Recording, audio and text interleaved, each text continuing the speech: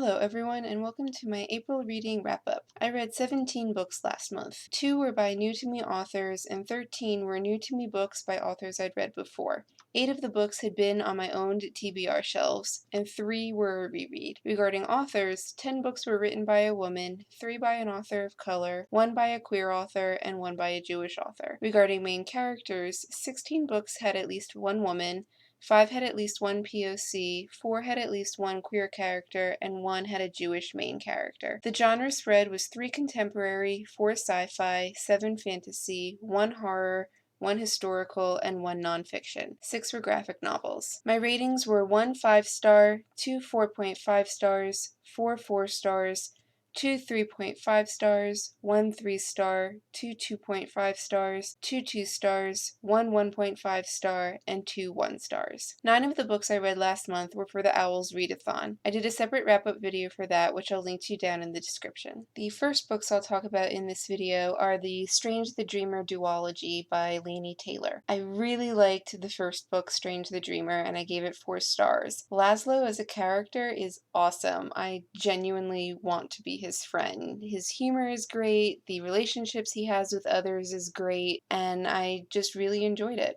I thought Taylor did a great job of balancing both sides of the conflict in this book and making the reader feel for both sides and understand where they're both coming from. It was complex, the writing was gorgeous, and I thought that was executed really well. However, toward the end, when the romance aspect started to come in, I started to disengage a little bit. It slowed down the plot and the movement, and I really didn't like the ending so much. I can't really say much because of spoilers, but the reveal of one of the characters' backgrounds just didn't work for me. I give a spoiler in my Goodreads review if you're interested in getting my full thoughts on that. I was really hopeful going into Muse of Nightmares, the sequel, that hopefully the book would continue with how awesome Laszlo is and the other positive aspects. However, it did not. The first 50% of Muse of Nightmares was extremely repetitive, both of the first book and just within itself. Nothing happened, and for some reason I noticed that we had to get the detailed thoughts of every single character in a scene for every single scene. I don't remember Strange the Dreamer doing this, but it really slows down everything when you have to get everyone's personal reaction and their historical reasons for feeling that way. There was so much unnecessary detail that just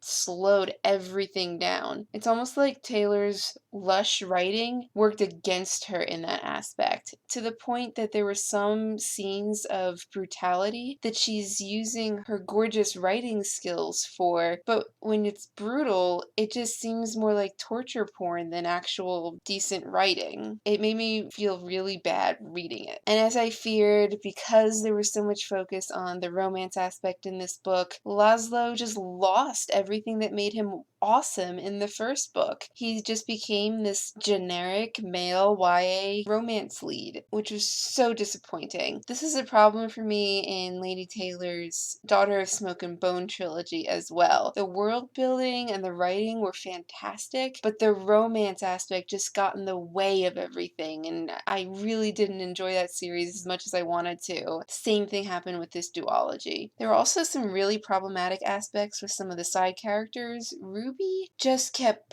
pushing at Farrell's boundaries, and it wasn't called out in any way, which makes me think that they were supposed to be acting as the comic relief, but miscommunication and non-consent aren't funny, and I don't know why it was in there and presented the way that it was. Taylor does a great job of weaving together all these mysteries and unknowns, but then she just reveals them in a massive info dump at the end of the book. Again, with that major disconnect, a lot of the introspection and every character's reaction to it that we just didn't need. Great ideas, executed really poorly. I gave it 2 stars.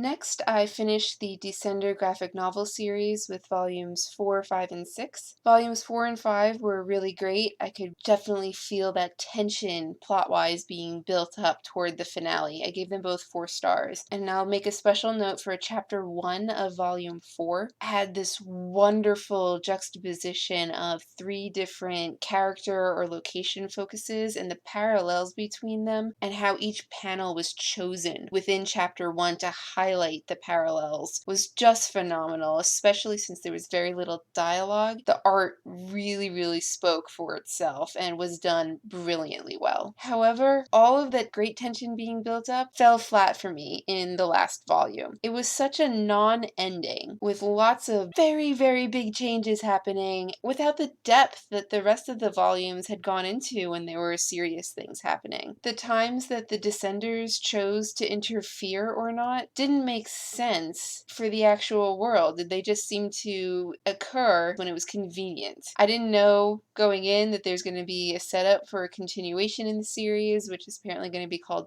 Ascender, but you still need to end Descender properly, and I don't think that it did that. I'm actually not interested in reading Ascender because of the way that Descender ended. I just don't think it was complete. So I gave the last volume 2.5 stars. The nonfiction book that I read was Spark Joy by Marie Kondo. I had previously read The Life-Changing Magic of Tidying Up and loved it. I talk about this in a previous video. Spark Joy is much of the same, with some additional very detailed tips on how to organize certain items, how to fold clothes, that type of thing. Marie Kondo's anecdotes really make all of the content shine. I did think it was a little bit repetitive, both internally and with the first book, but again, overall, very helpful, and the information was presented great. 3.5 stars. Lastly, I read the first 2 books of the Tillerman Family series by Cynthia Voigt, Homecoming and Dicey's Song. I had first read Homecoming as part of a class in elementary school. It was required reading, and I remembered enjoying it a lot. The series takes place in a totally mundane world, I think in the 70s or so, which is different since I normally read a lot of fantasy and sci-fi, but that struggle of these kids to stick together and find a home has always stuck with me throughout the years, so I wanted to reread it, and I'm glad that it didn't disappoint. I gave the first book 4.5 stars. There's a lot of complexity. The characters are great. Their interactions with each other and trying to stay together and trying to deal with being normal kids and fighting together all works together really well. I fell into this book, Homecoming, kind of the same way that I did with the Anna Green Gables series. The worlds and characters are just built so well that it feels like coming home every time I return to the book. Same thing with Dicey's Song. Great sequel, lots of real issues being addressed, especially with how the world looks at different groups of people based on things like learning ability, body weight, race, finances. Lots of heavy things tackled here. I can't wait to continue reading the series. I gave Dicey's Song 4 stars. And that's everything that I read in April. Let me know down in the comments if you read any of these books and what your thoughts on them are. Thanks for joining me.